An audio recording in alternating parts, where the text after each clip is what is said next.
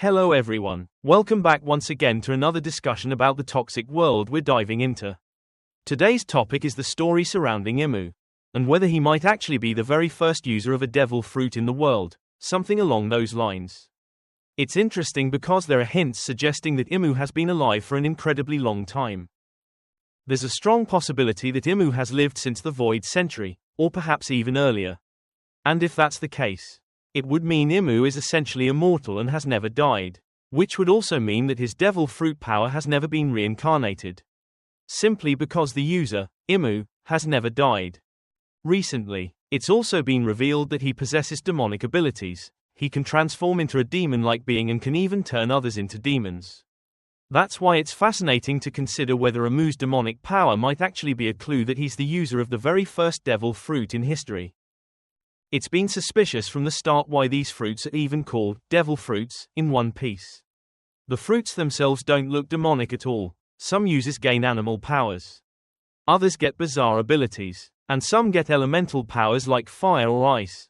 That just makes the name even more puzzling. But imagine this, what if the first devil fruit ever created granted the ability to transform into a demon or gave the user demonic powers? Then the name, devil fruit, would immediately make sense.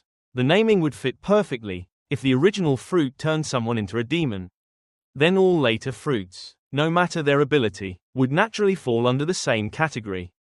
And if Imu's earth element power is actually the very first devil fruit in the world, then it wouldn't be surprising at all that this fruit is so overwhelmingly powerful. But there's another interesting angle. Vegapunk and Caesar once experimented on making objects eat devil fruits, and they succeeded.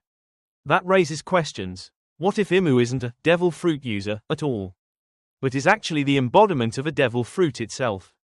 If that were true, then Vegapunk's suspicion about objects being able to consume devil fruits might connect to some deeper truth. Maybe the power had a will of its own. Another intriguing theory is that if Imu is actually a devil fruit, then when something consumes that fruit, it becomes a vessel for him. There is yet another possibility. Imu could be the awakened form of a devil fruit's power, one that completely consumed its original user. We previously learned that Zoan-type devil fruits possess their own wills. And we saw the awakened Zoans in Impel Down, giant humanoid beasts that seem to lack consciousness.